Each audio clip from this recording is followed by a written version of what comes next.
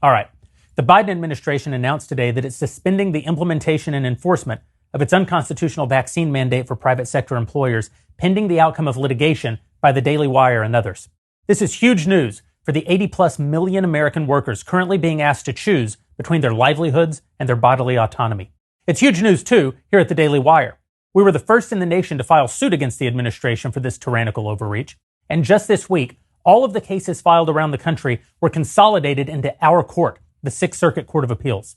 That puts the Daily Wire at the forefront of the fight against Joe Biden's assault on our businesses, our bodies, and our private health decisions. But here's the thing. This victory won't mean anything to American workers unless businesses nationwide also stop enforcing and implementing the mandate. If you run a business and you've spent the last few weeks preparing to go along with the Biden plan, I get it. The government has brought enormous pressure to bear, and the fines that they're threatening for non-compliance are staggering. They could break any company. But here's the thing. Unless you're a government contractor or subject to the healthcare worker vax requirement or some other local or state policy, none of that is actually in play at the moment. Until the Sixth Circuit or the Supreme Court rules otherwise, the OSHA mandate is now off. No vaccine requirement, no testing requirement, no masks, no fines, nothing. You don't have to do anything. So don't. Don't do the dirty work for the government. Make them have to defend this unconstitutional bullshit in court before you give in. Now, I get that not every company is in a position to fight this the way that the Daily Wire is fighting it. That's fine. You don't have to. Just don't surrender while the fight is still on. Respect the private health decisions of your employees. Leave the whole fight the government bit to us and to the other litigants.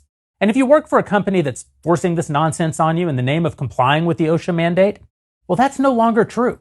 The mandate is no longer being actively implemented by the government. So if you're being discriminated against on the basis of your vaccination status, that's your boss, not Uncle Sam. Don't let them hide behind the vaccine mandate. Unless we lose in court, none of us has to comply. And we're not going to lose. We're going to kick the government's ass. Because the Constitution doesn't give the government the power to force private companies to declare that American workers are themselves a threat to workplace safety. And even if it did, Congress certainly didn't delegate that power to the unelected bureaucrats over at OSHA. And even if they did, OSHA bypassed the legally required administrative procedures necessary to implement such a policy in the name of the COVID emergency. And there is no COVID emergency. We have a vaccine now, which is effective at mitigating the threat of hospitalization and death for the vaccinated. And virtually every American who wants that vaccine already has it.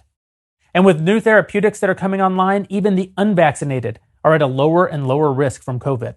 So the government has absolutely no legal or constitutional right to attack our freedoms in this way.